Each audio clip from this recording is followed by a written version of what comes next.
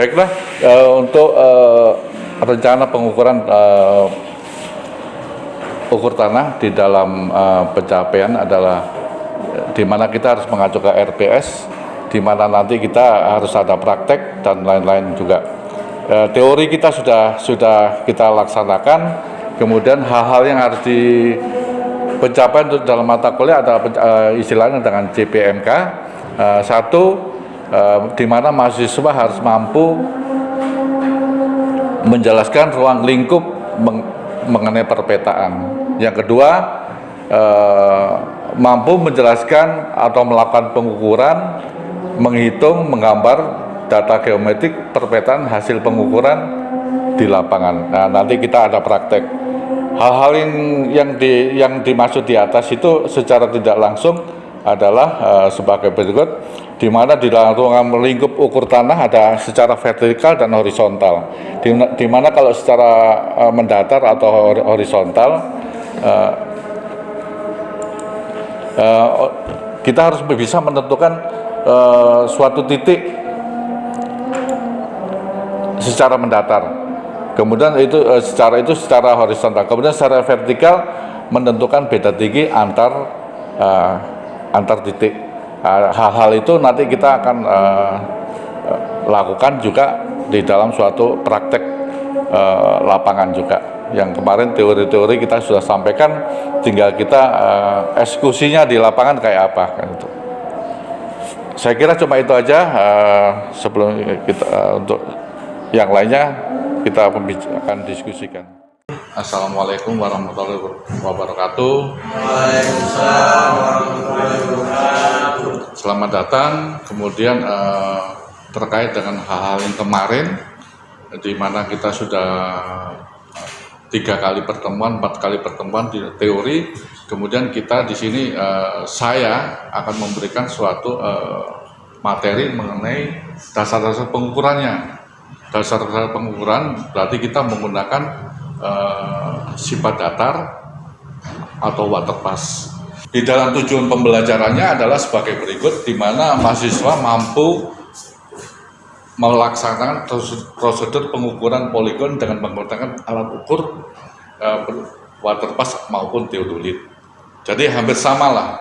Kemudian diharapkan juga bisa menghitung koordinat poligon dengan program Microsoft Excel maupun program AutoCAD. Ini hal-hal yang penting yang harus digunakan di dalam suatu pengukuran itu. Di dalam praktek pengukuran yang harus diperhatikan adalah sebagai berikut. Secara umum tugas dari juru ukur atau surveyor yang dilaksanakan itu saya anggap di dalam pengukuran itu harus berkelompok, tim. Di mana tim itu kurang lebih ada 7 orang, terdiri dari masing-masing ada berperan di dalam suatu pelaksanaan pengukurannya. Itu masing-masing berperan sekali, di mana salah satu nanti ada satu koordinatornya sebagai pelaksana maupun kepala tim. Kedua, di dalam suatu praktikum harus menggunakan pakaian praktek, kemudian alat-alat dan jadwal yang harus kita gunakan juga. Kemudian kita menuju ke suatu lokasi, kemudian di dalam suatu pengukuran itu tidak juga harus menggunakan K3, safety yang kita perlukan sangat penting sekali. Baiklah, secara umum di dalam suatu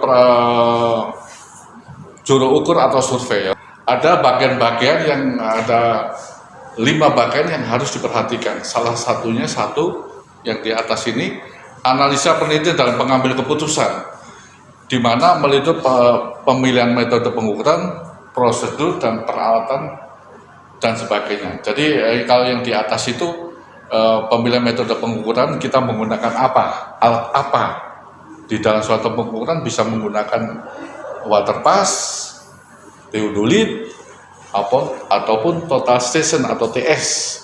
Tapi di sini kita menggunakan waterpass atau sifat datar.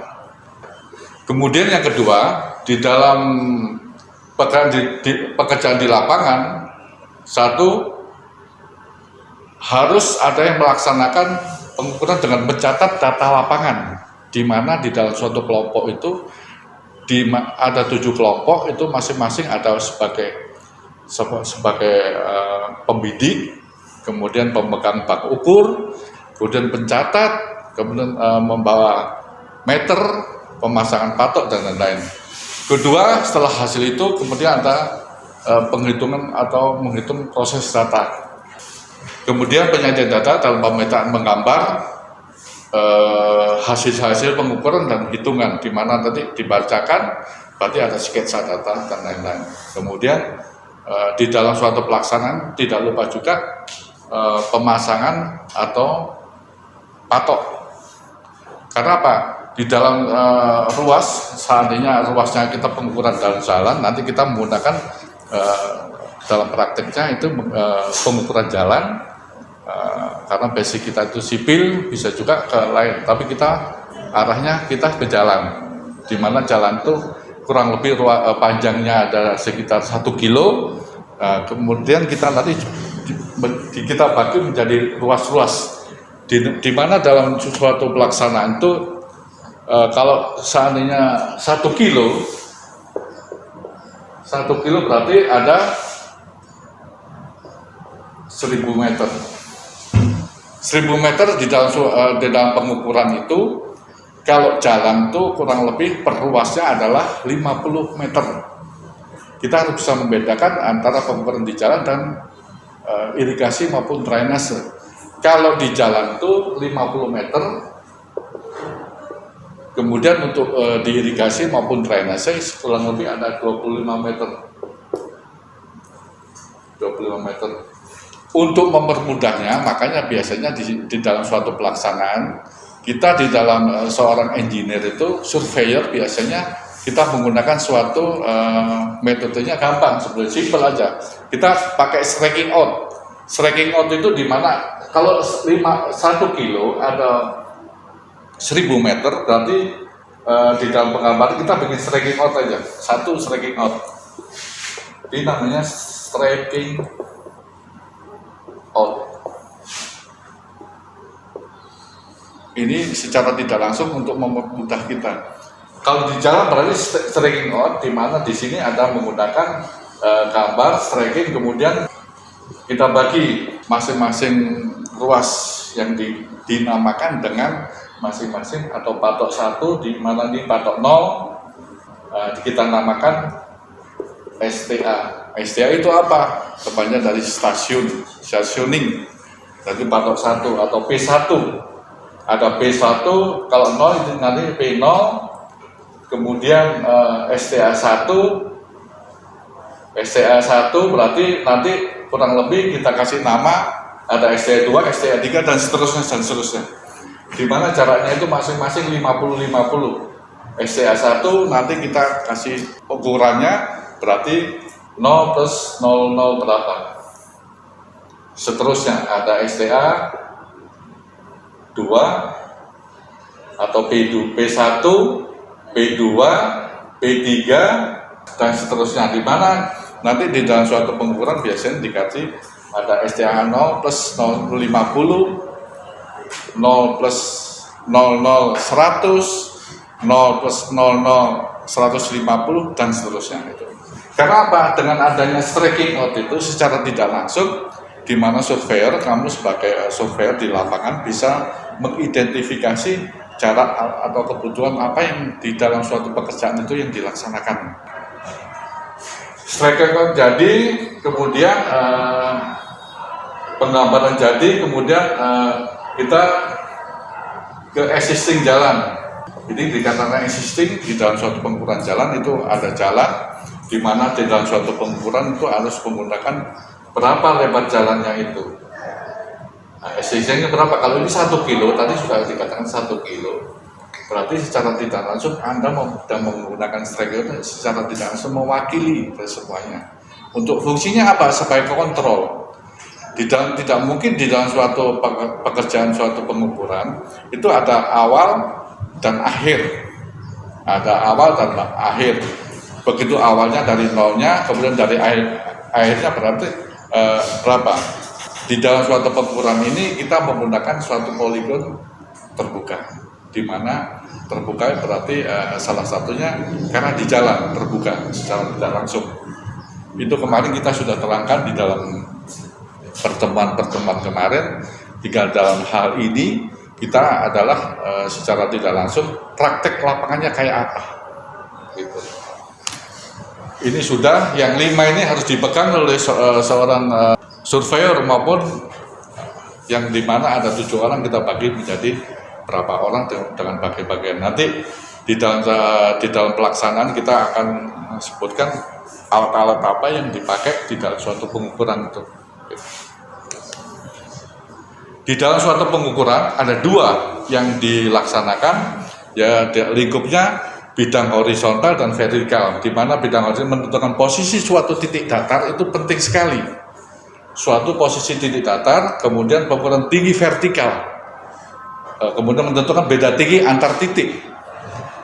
Beda tinggi antar titik, jadi kita tidak terpengaruh dengan kondisi kontur. Kalau kontur, nah ini kuncinya ada di sini. Kuncinya ada di sini. Di samping pengolahan data dan pengukuran mendatar horizontal dan vertikal. Baiklah, dalam suatu praktek pengukuran kita menggunakan suatu water pass, ya, alatnya water pass atau disebut juga dengan sifat datar. Ini adalah water passnya.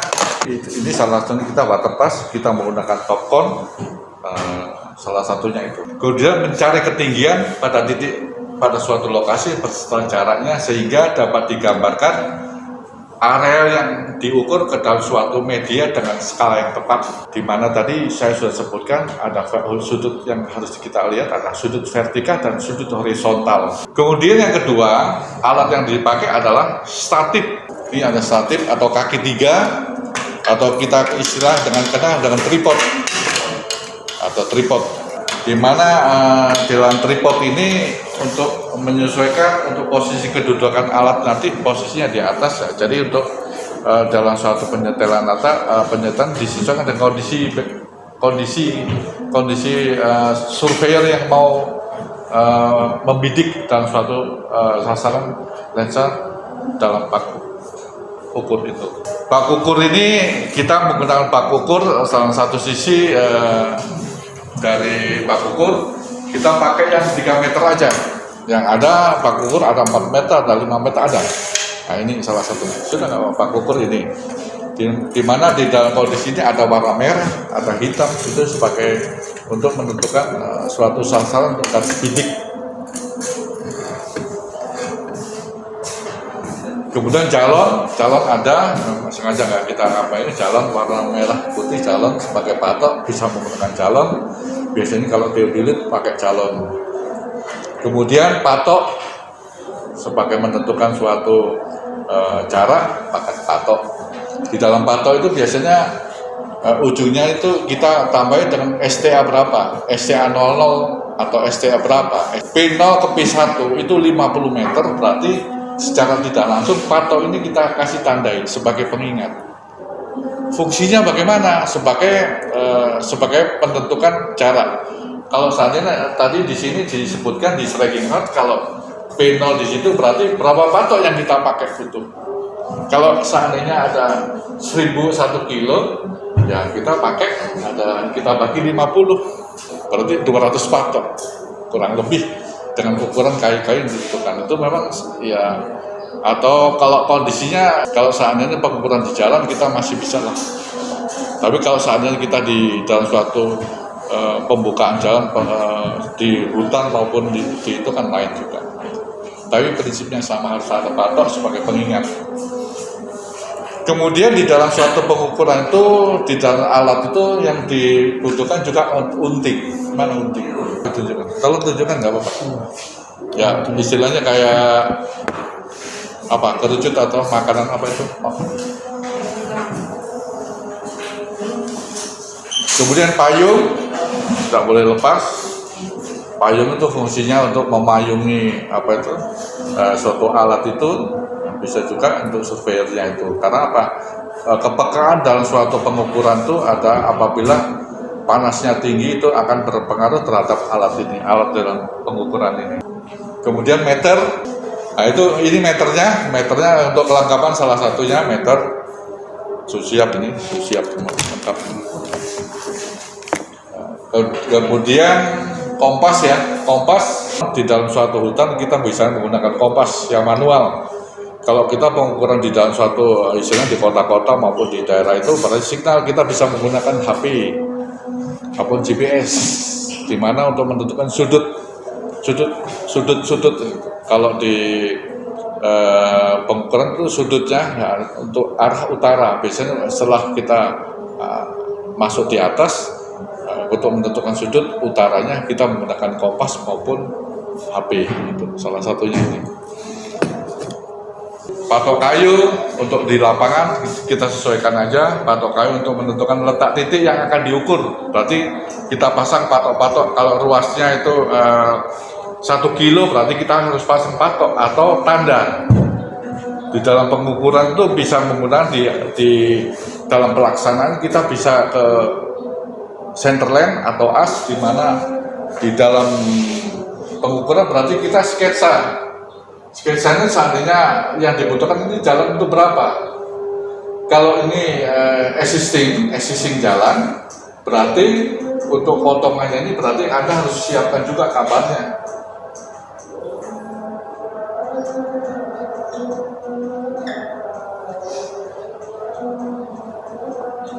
Ini namanya existing. Kita kalau ini potongan, usahakan di dalam suatu penggambaran kita harus kasih nama potongan AA. Kemudian ini potongan BB. Berarti badan jalan. Ini potongan BB. Ini namanya badan jalan. Ya, kita harus tahu ukurnya. Makanya kita dalam pelaksanaan berapa desain yang harus kita gunakan. Kalau ini 4 meter. Kemudian bahu jalannya berapa? Ini bahu jalan 40 meter, 1 meter, 1 meter. Berarti total keseluruhan berapa? 6 meter. Ingat, di dalam suatu pelaksanaan pengukuran itu di badan jalan itu di atas ini kenapa? Dia sisinya modelnya agak miring ke bawah. Di atas ini biasanya kita pakai secara langsung 2%, kemiringan 2%. Yang bau jalan itu ke 4%. Fungsinya apa? Supaya dalam suatu apabila terjadi hujan itu air jatuh langsung ke limpasan. Kemudian unting untuk mencatat dasar, kita kembalikan ya. Unting untuk mencatat dasar pendekatannya ini tadi yang tadi sudah sampaikan oleh kamu punya teman. Ini ukurnya untuk mengukur posisinya nanti di atas di bawah. Kalau seandainya kan di bawah ini. Kemudian payung untuk melindungi alat dari waterpass.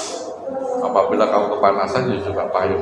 Fungsinya kemarin dalam suatu pelaksanaan safety harus penting sekali, safety.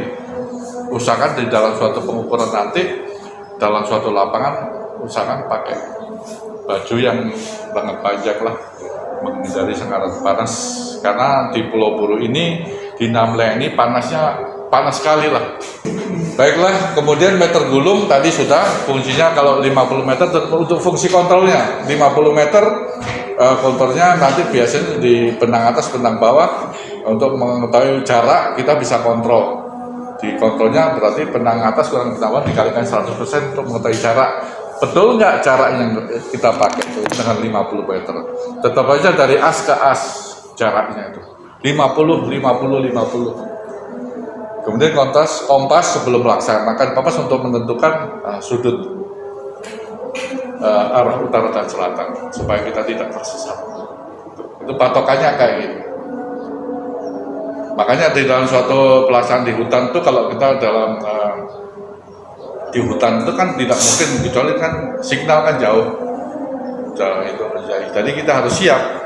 GPS maupun kompas itu siap, jangan sampai nanti kita di dalam suatu pelaksanaan sampai di sana. Makanya sebelum pelaksanaan suatu pekerjaan di atas pengukuran harus lengkap semua.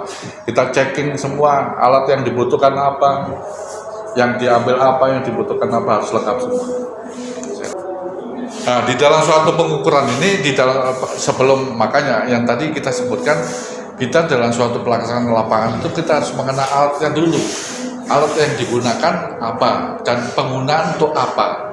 Di dalam suatu pengukuran ini bisa ditunjukkan ini ada suatu lensa di dalam bagian dari waterpass ini ada lensa namanya lensa objektif. Nih, lensa objektif itu lensa objektif. Kemudian ada bagian-bagiannya juga lensa objektif. Kemudian pengukuran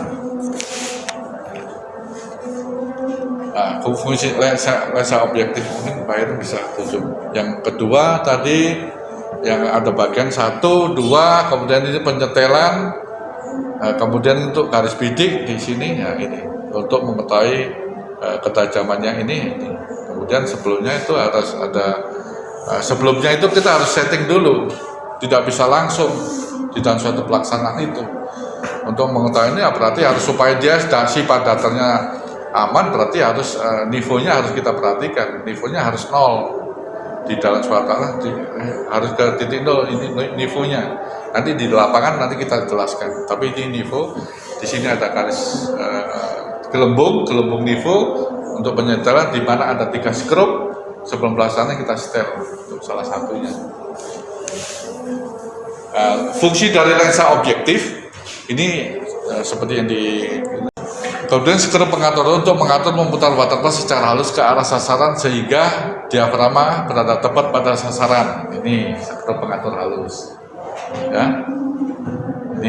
Ini skrup pengatur halus.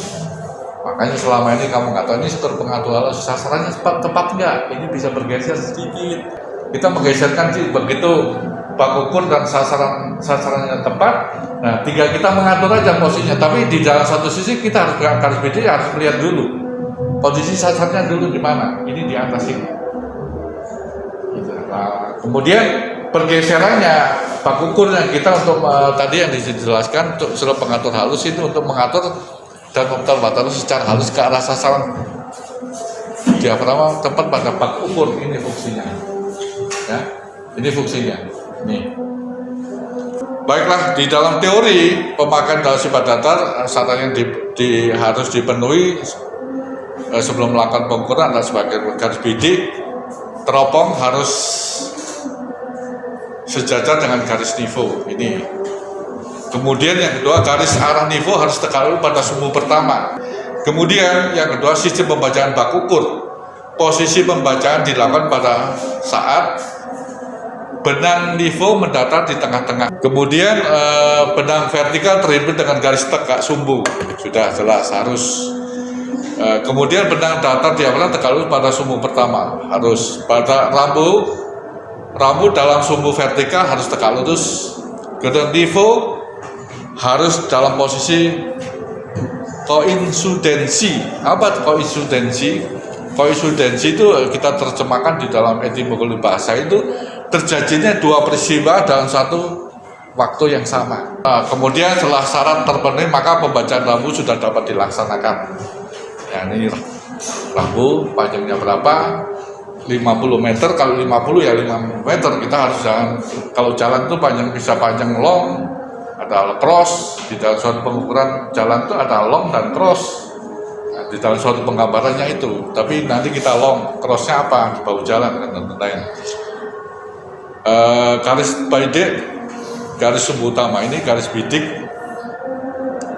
Garis bidiknya ini garis sumbu utama yang harus satu level. Ini benang atas, benang tengah, benang bawah. Kemudian pada gambar di atas terlihat bayangan sebagian tali bak ukur, terlihat adanya 3 benang yang sejajar ini. Satu benang itu benang tengah, yaitu benang lalu optis, dan benang atas serta benang bawah yang sejajar benang tadi ini. Pembacaan apakah kita sudah dapat rumus ya? Kemudian di dalam rumusnya itu ya berarti ada BT, ada BA dibagi BB dibagi 2, BA tambah BB bagi 2. Kemudian memberi kontrol untuk jarak ya, D sama dengan BA kurang BB kali 100, di mana jarak itu kontrolnya gitu. Untuk kontrolnya itu rumusnya ini, kita pakai rumus BA kurang BB. D itu jarak memperpanjang jarak optis antara tempat berikutnya pada bak ukur. Jadi menggunakan kontrolnya ini suatu pelaksanaan itu. Oke, lanjut ya. Ini cara optisnya, D cara kontrolnya ini. Kalau di dalam suatu penggambaran kondisi, kalau kita teorinya gambarnya itu, tapi caranya ini. Ini titik A dan titik B, di mana kalau di posisi P1 ke P0 ke P1, kalau kita pakai stringing out, biasanya kita ada pengukurannya. Ini kita biasanya menggunakan data di dalam pengukuran itu penting sekali. Ini salah satunya untuk data yang harus digunakan untuk kontrolnya. PA benang atas, benang tengah, benang bawah, sama dengan BT bukan BT itu ya, BT ya, itu benang tengah. Ini fungsinya itu. Kemudian di sini sketsa atau jarak, kurang lebih itu penting. Ini harus ada. Jadi di dalam suatu pelaksanaan tidak ada kosong. Siap. Penentuan beda tinggi dua titik dengan cara water passing atau sifat datar. Ini apa water passing? Ada suatu pengukuran titik atau titik tinggi di mana selisih tinggi antara titik yang berdekatan ditentukan dengan sisi horizontal yang ditujukan ke yang rambu-rambu ukur yang vertikal dengan pertolongan suatu nivo garis bidik dibuat horizontal tadi di dalam pelaksanaan itu. Di mana ini contohnya garis bidik ini ada delta H A kurangi B sama dengan TA dengan BTS. TA adalah tinggi alat ukur ini tinggi alat ukur harus kita ukur menggunakan meter tadi itu, yang menggunakan itu tingginya harus ada itu. Bisa juga kita menggunakan, kalau seandainya nggak ada meter, ini kita solusinya ya pakai bak ukur. Itu bak ukur tingginya mulai dari A sampai itu berapa. Pada jarak yang datar, bidang-bidang nivo dianggap sebagai bidang mendatar yang saling sejajar satu sama lainnya. Prinsip pengukuran beda tinggi dengan cara water passing adalah garis mendatar pada alat yang diarahkan pada misar yang berdiri tegak. Kemudian pengukuran dengan cara water passing merupakan cara menentukan beda tinggi yang paling teliti dengan cara barometris atau dengan paling tidak untuk ketelitian. Pada percobaan ini dilaksanakan atau dengan menggunakan sifat datar. Sudah. Pada pengukuran tinggi dengan cara menyifat datar, yaitu dicari selalu titik potong garis bidik yang mendatar dengan mistar yang dipasang di atas titik. Kemudian diketahui bahwa garis bidik adalah garis lurus yang menghubungkan titik potong dengan dua benang atau garis diafragma titik tengah lensa objektif teropong. Maka pada pengukuran akan selalu dibaca pada misal-misal tempat titik potong dua garis diafragma itu pada mistar. Waktu pembacaan pengukuran satu gelembung nivo harus di tengah, itu. Kemudian di tengah ini kita baca. Pembacaan dilakukan dengan garis bidik yang mendatar. Syarat utamanya harus dipenuhi. Pada sumbu pertama letak tegak lurus, syarat pertambahan pertama harus dipenuhi juga. Bila garis mendatar diafragma tidak tegak lurus pada sumbu pertama, maka garis mendatar A diafragma akan miring, pasti akan miring, terjadi kemiringan. Titik potong garis bidik dengan misal ditentukan dengan menentukan perbandingan antara X dan Y. Demikian rupa sehingga dua angka perbandingan harus mempunyai jumlah yang sama, minimal 10, supaya X dinyatakan dalam milimeter. Di dalam suatu pengukuran pasti milimeter. Bila suatu garis pada misal ada 1 cm, penentuan X dan Y akan lebih mudah dilakukan bila garis AA atau diafragma mendatar sehingga perbandingan itu dicari akan dapat harga X yang sama. Kemudian berlainan dengan keadaan di mana selalu diambil titik potong dua garis diafragma sendiri, baris A dan A garis diafragma mendatar. Bila letak tegak lurus dengan gelembung nivo di tengah, penentuan titik potong 2 garis diafragma yang merupakan titik potong garis bidik dan pisar, maka lebih mudah dikerjakan pada jalannya. Jadi secara tidak langsung ini langkah-langkah yang harus dilaksanakan. Secara teori memang panjang ya, tapi kalau dalam suatu prakteknya pasti akan cepat. Ini tadi dikatakan apabila itu sendiri akan maka lebih mudah dikerjakan dalam jalannya, pekerjaan dengan sendirinya akan lebih cepat. Ini contoh pada posisi gelembung nivo tidak tepat di tengah. Ini apabila ini nivo tidak tepat di tengah, pasti akan terjadi kemiringan waktu baku pun disampaikan pembacaan di baku. Kemudian ini posisinya kalau ini tidak di tengah berarti di pinggir, akan terjadi beda tingginya banyak sekali. Akan salah dalam suatu pengukuran. Untungnya kita itu dalam suatu pelaksana kita masih menggunakan manual. Kalau kita ada juga teori kita menggunakan digital, ya digital lebih enak, tapi kontrolnya lebih bagus juga. Sudutnya juga enak juga, bikin kita bisa ketahui. Ini gelembungnya, kemudian pada yang benar ini apabila gelembung nivo itu yang tadi koinsidensi di tengah-tengah terjadinya ini seperti kayak gini. Pembacaan enak. Membuat garis mendatar diafragma harus tegak lurus pada sumbu pertama. Tempatkan nivo sejajar dengan 2 skrup penyetel dan menggeser gelembung ke tengah-tengah. Yang tadi itu prakteknya nanti. Persiapan pengukuran dengan alat waterpass. Sebelum praktek ke lapangan dilakukan terlebih dahulu peninjauan lokasi. Jadi sebelum ke lapangan tinjau dulu ke lokasi, mana pekerjaan, kita tentukan lokasi, seperti kita lokasi di mana, kita pengukuran di mana, kita mau praktek di mana. Bisa juga di jalan beton, di jalan biasa, apa juga harus tujuh lokasi. Syaratnya membuat sket yang berhubungan dengan pekerjaan yang diinginkan, sehingga sket tersebut merupakan dasar sementara untuk pekerjaan selanjutnya. Setelah diperiksa alat yang digunakan, apakah alat tersebut dalam kondisi baik atau tidak baik. Kemudian dalam beda tinggi ini perhitungan ada W1 jarak, elevasinya, lembaran rumus yang dipakai dalam perhitungan W1. Ini di dalam setelah itu nanti kita pengolahan ini beda tinggi, kita menentukan beda tinggi BM-nya berapa di A, kemudian ditambah delta A, delta B. Nah, ini. Kemudian delta H di mana dikalikan N kali M sama dengan tinggi alat di A dikurangi BT titik benang tengah di titik. Kemudian perhitungan cara optis D sama dengan rumusnya D sama dengan BA dikurangi BB dikalikan 100 untuk mengetahui jarak. Kontrolnya di sini. Kalau jaraknya biasanya kita menggunakan meter, makanya gunakan fungsi meter itu sebagai kontrolnya. Nanti kontrolnya kalau 50 meter, kemudian kita ukur untuk mengetahui jaraknya BA kurangi BB kalikan 100, betul nggak 50 meter? Biasanya sama. Kalau titik 1 ke titik 2 biasanya sama. Tuh.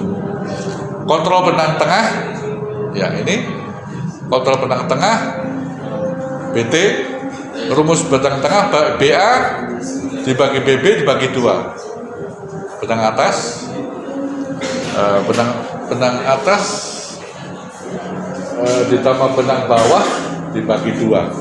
Jadi nanti kontrolnya kayak gitu, betul nggak benang tengahnya? Nanti biasanya sudutnya nanti kesulitannya biasanya di sini. Kalau di sini nanti lapangan lah. Di mana kalau di dalam suatu di sini ada muncul punya 13 itu berarti berapa? Di dalam suatu ada warna merah, ada warna hitam. Di mana dalam satu jarak ini ada 1, itu hitungannya 1, 2 dan ada 10. Nah. Kemudian juga kalau kita mau pindah ke satu lain, pindah ke lain ya kita kunci itu, kita kasih patok. Kemudian kalau pindah di dalam ke titik satu lagi ke B1, B2, tetap aja kita lakukan prosedur yang sama. Prosedur yang sama yang bisa disetel ulang, dioperasikan kembali seperti itu. Kita mengulang terus gitu. Kemudian teropong pada salah satu titik, pada titik dan seterusnya 7. arahkan pesawat pada titik 7 kemudian melakukan pembacaan. Kemudian seterusnya pada titik 12. Kemudian hasil dari itu akan diserahkan. Kemudian hasil diolah di dalam suatu pengukuran, diolah dengan teori yang kita padukan di samping itu hasil betul nggak apa yang kita laksanakan di lapangan. Demikian tadi hasil-hasil teori yang kita sampaikan. Mudah-mudahan hal ini bisa dilaksanakan di lapangan. Baiklah, mudah-mudahan bisa dimengerti, dan teori nanti ya kurang mengerti bisa ditanyakan, kurang lebihnya itu. Baiklah, apa yang tadi saya sampaikan mudah-mudahan bermanfaat. Demikian dari saya sebagai dosen pengampu dari pembimbingnya. Sekian, wassalamualaikum warahmatullahi wabarakatuh.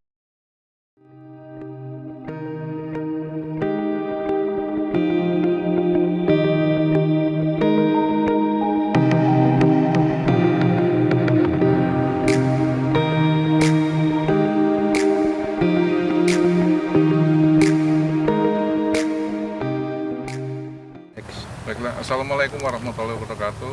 Salam sejahtera bagi kita semua. Baiklah, kami perkenalkan, saya dari Fakultas Teknik Ikra Buru. Kemudian dalam hal ini kita akan memberikan contoh suatu simulasi di dalam pengukuran sifat datar, di mana kita menggunakan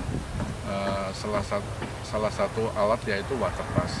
Di sini saya bersama dengan mahasiswa dari Fakultas Teknik Ikra Buru. Dalam suatu pengukuran ada hal-hal yang harus diperhatikan, adalah tujuan daripada percobaan atau praktek pengukuran tanah itu. Satu, sebelum kita melaksanakan hal-hal itu, kita harus mengenal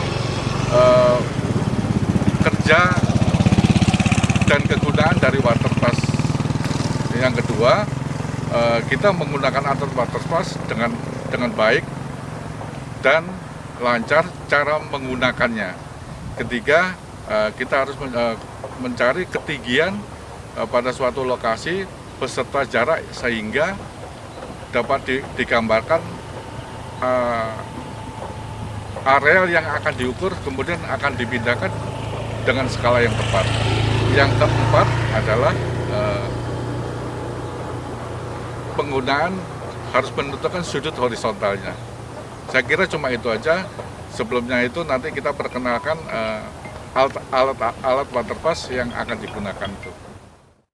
Baiklah, dalam suatu praktek sifat datar atau waterpass, adapun alat-alat yang digunakan adalah sebagai berikut. Satu adalah statis, kaki 3, itu istilahnya kaki 3. Ini kaki 3. Kaki 3, kemudian alat ukurnya waterpass, kita menggunakan topcon. Yang ketiga adalah bak ukur, salah satu bak ukur kita menggunakan yang 3 meter. Kemudian aksesorisnya adalah meter, roll meter, kemudian unting. Kemudian ada juga kompas, kemudian adalah meter yang untuk mengetahui ketinggian alat. Demikianlah tadi yang kami pergunakan untuk dalam suatu praktek dalam pengukuran waterpass ini. Baiklah, untuk selanjutnya dalam mempersingkat waktu dalam hal ini, tutorial ini, kita praktik aja cara persiapan penggunaan sebelum alat itu digunakan.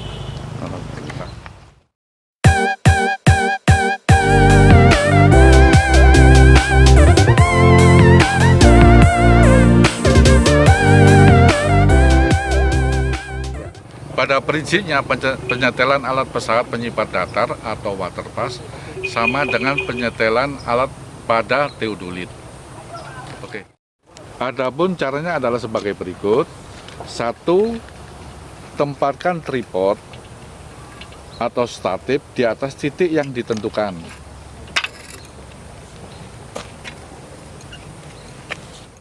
Injak sepatu statif agak masuk atau melesak dalam tanah jika di atas tanah. Tinggi statif disesuaikan dengan orang yang akan membidik.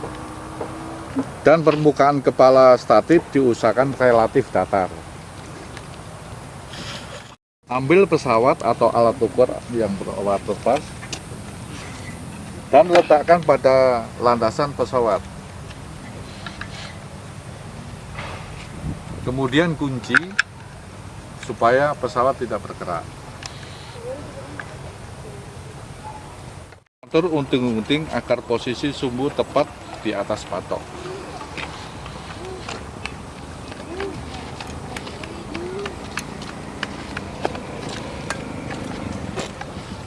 Ya, kemudian kita tandai.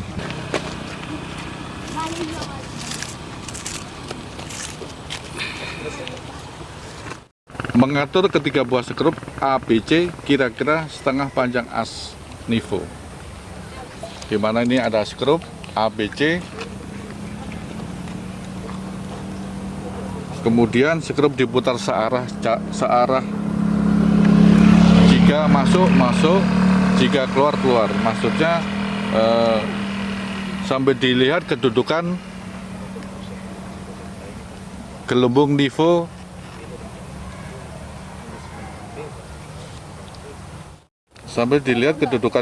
gelembung nivo tabung agar tepat di tengah-tengah skala nivo. Kemudian tinggi alat diukur dengan menggunakan meter.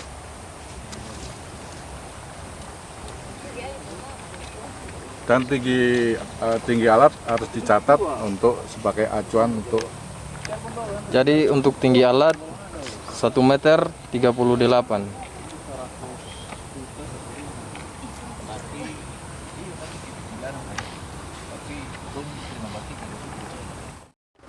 Kemudian lakukan titik acuan ke arah utara, lalu putar sudut horizontal sampai 0. Bisa juga menggunakan kompas. Lakukan titik acuan ke arah utara, lalu putar sudut horizontal sampai 0. Bisa pakai alat menggunakan kompas.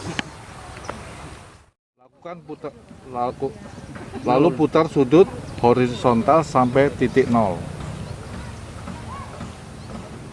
Bisa menggunakan lakukan titik target pengukuran,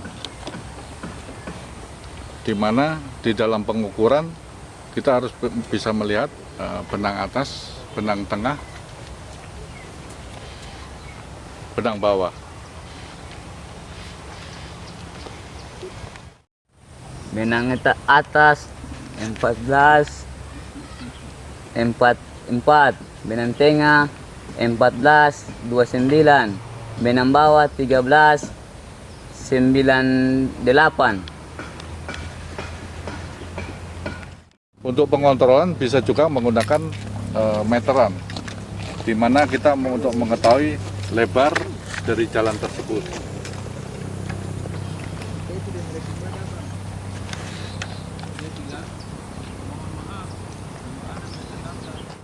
Demikianlah tadi hasil dari pengukuran simulasi, kemudian contoh untuk penyetelan alat sifat datar atau waterpass.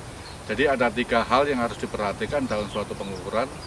Satu, sumbu tegak lurus harus vertikal. Kemudian dengan silang horizontal tegak lurus terhadap sumbu 1 dan garis bidik sejajar dengan garis nivo. Demikian tadi yang kami bisa sampaikan, mudah-mudahan bisa bermanfaat.